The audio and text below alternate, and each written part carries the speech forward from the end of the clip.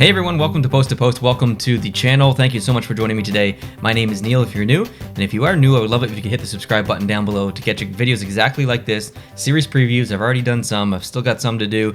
I just released a bracket prediction not long ago, and then we've got a different bracket that's happening that I'm going to actually tell you how I want the bracket to unfold as far as what teams I want to win. So some people might find that interesting, but we are here today to talk about the Carolina Hurricanes versus the Nashville Predators. I don't believe these two teams have ever met in the playoffs. If they had of, then they would have had to meet in the Stanley Cup Finals, and to my knowledge, that has never happened. So this is going to be an interesting series. I would say relatively easy to predict, but there's also that underdog factor that we need to consider, and usually that underdog would be Carolina, but these past couple of years, Carolina has looked so good, so unbelievably good. So let's break down some stats, compare the teams based on their season, and then I'll pick some factors from Carolina, I'll pick some factors from Nashville, and we'll see what both of these teams need to do to potentially win, and then I'll give my prediction at the end of the video. All right, let's get into the stats. So Carolina with 36 wins, Nashville with 31, Carolina with 12 losses, Nashville with 23 points, 80-64 in favor of Carolina. Carolina had such an amazing season, but Nashville really turned it on there at the end. Goals for 179 for Carolina versus 151 for Nashville. 136 goals against for Carolina, which is excellent. 154 for Nashville. Power play, 25.6 for Carolina, one of the best in the league, unbelievable, versus 17.6 for Nashville, just not good at all. Penalty kill, 85.2 for Carolina, and that is one of the best in the league again. And then penalty kill for Nashville, 75.4, one of the worst in the league. So Nashville's special teams, not good, guys, not good. So let's look at the factors between these teams. Let's start off with Carolina, who I think is, you would say, generally the favorite of these two teams. Special teams are the key, I think, for Carolina, because not only because that they are good at them with their power play and with their penalty kill, but because Nashville is terrible. So I think we could see the situation where if Nashville gets on the power play, Carolina might feel a little bit opportunistic because they know that the Nashville power play isn't that great. So they're going to take some liberties, they're going to take some chances, and potentially we could see some shorthanded goals here from Carolina versus Nashville in this series, which is exciting hockey. I love seeing shorthanded goals, so keep an eye out for that. So special teams is going to be a huge factor for Carolina. There's nothing they need to change. They just need to be aware of the other team and their performance on the penalty and power play, and then keep the ship rolling here with their special teams. Revenge.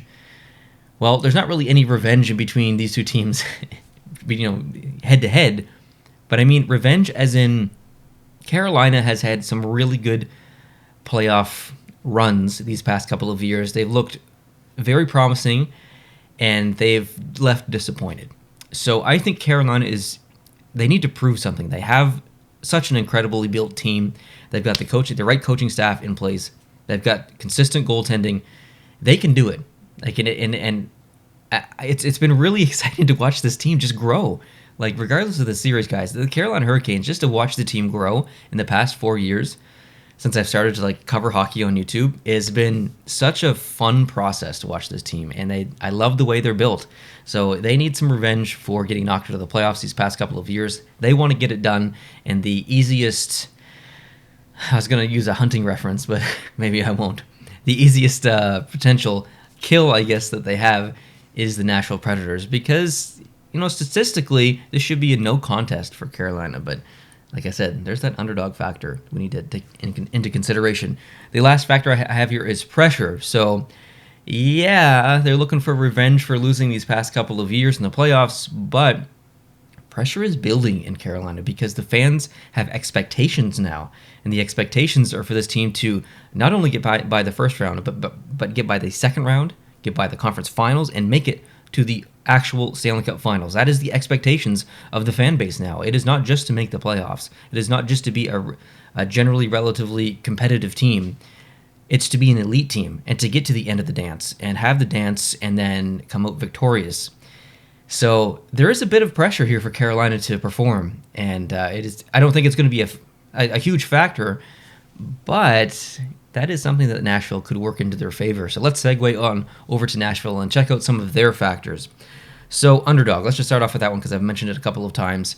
Nashville is a strong team. They've had very inconsistent seasons over the past couple of years. Inconsistent goaltending, inconsistent special teams, inconsistencies putting the puck in the back of the net, all over the place.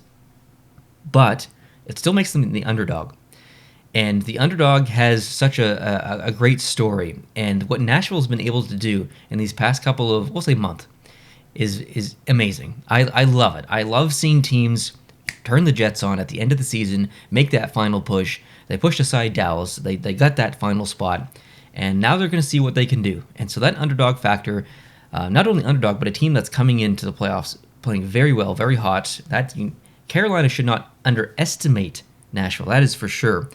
Now, I mentioned a bit of consistency, but I think you can find scoring in other places. But goaltending is probably the one area where you want to be most consistent.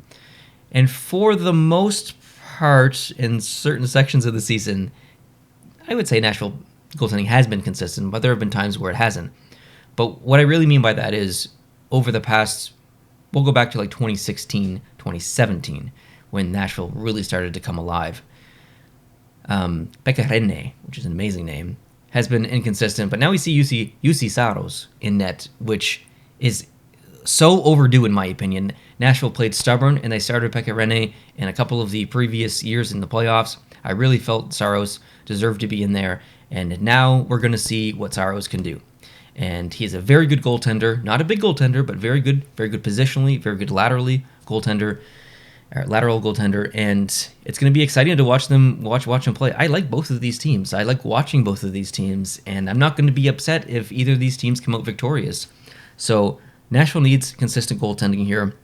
It is the biggest factor, I think, behind the series for them, and they need some depth scoring. So they can find goals from everywhere, but they need it. They will not. They're not a one or two line team for scoring anymore. They're just not getting the contributions that they used to up front. So they need to have that depth scoring, and I can't see this series being successful for Nashville without getting some contributions from the third and fourth line offensively.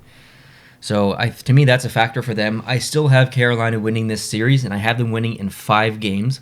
As much as I like the underdog story, as much as I think Nashville's coming into these playoffs hot, Carolina, the structure, the system that they play, the special teams, the goaltending, just the team as a whole, I just love the way they're built, and I really think this team is going to be successful, so I'm predicting Carolina in 5. What do you guys think? Let me know down below in the comments section. Thank you so much for watching. I really appreciate you. Hope you're having a great day. Subscribe if you're not. Hit the like button too, please, guys, and I'll catch you in the next one. Adios.